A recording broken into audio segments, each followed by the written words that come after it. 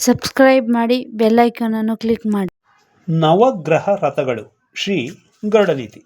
ಸೂತ ಮಹರ್ಷಿಗಳು ಶೌನಕಾದಿ ಮುನಿಗಳೊಂದಿಗೆ ಹೀಗೆಂದರು: ಎಲೈ ಶೌನಕಾದಿಗಳೇ, ಸೂರ್ಯದೇವನ ರಥದ ವೈಶಾಲ್ಯ 9,000 ಯಾಜನಗಳು. ಅದರ ಈಶಾದಂಡಕ್ಕೆ ಅಂದರೆ ಕಾಡಿಗೂ ರಥ, ಮಧ್ಯಕ್ಕಿರುವ ಧೂರ ರಥ ವೈಶಾಲ್ಯದ 2ರಷ್ಟಿದೆ. ಅಚ್ಚು 1,87,00,000 ಯೋಜನ ಉದ್ದವಿರುತ್ತದೆ. ಈ ಅಚ್ಚುಗೆ ಚಕ್ರವೊಂದೇ. ಅದಕ್ಕೆ 3 ನಾಭಗಳು, ಪೂರ್ವ, ಮಧ್ಯ, ಅಪರಾಹ್ನಗಳು, 5 ಅರವೆಗಳು, ಪರಿವತ್ಸರಾದಿಗಳು, 6 ನೇಮಗಳು, ಋತುಗಳು. ಸಂಪೂರ್ಣವಾದ ಕಾಲಚಕ್ರವೇ ಸೂರ್ಯನ ರಥಚಕ್ರ. ಅಚ್ಚುಗಳಲ್ಲಿ 2ನೆಯದು 40,000 ಯಾಜನಗಳ ಉದ್ದವಿರುತ್ತದೆ. ರಥಾಕ್ಷಗಳು ಒಂದೊಂದು 5,500 ಯೋಜನಗಳ ಉದ್ದವನ್ನು ಹೊಂದಿವೆ. ಗಾಯತ್ರಿ, ಬೃಹತಿ, ಉಷ್ಣಿಕ್, ಜಗತಿ, ತ್ರಿಷ್ಟುಪ್, ಅನುಷ್ಟುಪ್, ಪಂಕ್ತಿ ಎಂಬ 7 ಅಶ್ವಗಳು ಸೂರ್ಯ ಭಗವಾನನ ಸಪ್ತಾಶ್ವಗಳು. ಸೂರ್ಯನಿಗೆ 12 ಹೆಸರುಗಳು, 12 ತತ್ವಗಳು, 12 ಆತ್ಮಗಳು. ಒಂದೊಂದು ಮಾಸದಲ್ಲಿ ಒಂದೊಂದು ನಾಮದೊಂದಿಗೆ ಆತನು ರಥದಲ್ಲಿರ್ತಾನೆ. ಆ ರಥದಲ್ಲಿ ಒಂದು ಅಪ್ಸರೆ, ಒಬ್ಬ ನಾಗ, ಒಬ್ಬ ರಾಕ್ಷಸ, ಒಬ್ಬ ಗಂಧರ್ವನು, ಒಬ್ಬ ಋಷಿ, ಒಬ್ಬ ಯಕ್ಷನು ಇರುತ್ತಾರೆ. ವಿಷ್ಣುಶಕ್ತಿಯಿಂದ ತೇಜೋಮಯರಾದ ಮಹರ್ಷಿಗಳು ಸೂರ್ಯಮಂಡಲದ ಎದುರಿಗಿದ್ದು ಆತನನ್ನು ಸ್ತುತಿಸುತ್ತಿರುತ್ತಾರೆ. ಗಂಧರ್ವರು ಆತನ ಯಶೋಗಾಯನವನ್ನು ಮಾಡುತ್ತಿರಲು ಅಪ್ಸರೆಯು ನಾಟ್ಯವಾಡುತ್ತಿರುತ್ತಾಳೆ.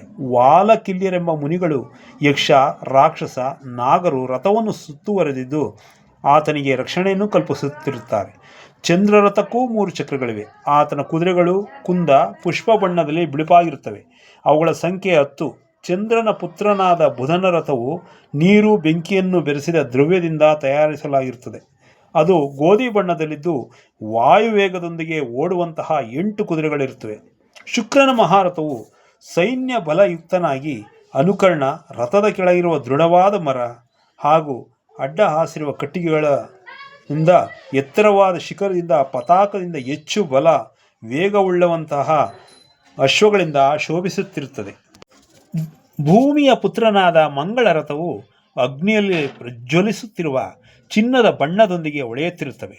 ಅಲ್ಲಿ ಅಗ್ನಿ ಸಂಭವಗಳಾದ 8 ಕುದುರೆಗಳಿರುತ್ತವೆ. ಅವುಗಳ ಬಣ್ಣ ಪದ್ಮರಾಗಮಣಿಗಳ ಅರುಣವರ್ಣ.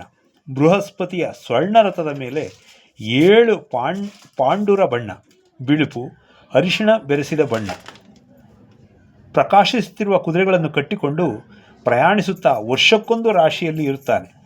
ಶನಿದೇವನು ಆಕಾಶದಲ್ಲಿ ಹುಟ್ಟಿರುವ ಅನೇಕ ವರ್ಣಗಳುಳ್ಳ ಅಶ್ವಗಳು ಇರುವ ರಥದ ಮೇಲೆ ಸಂಚರಿಸುತ್ತಿರುತ್ತಾನೆ.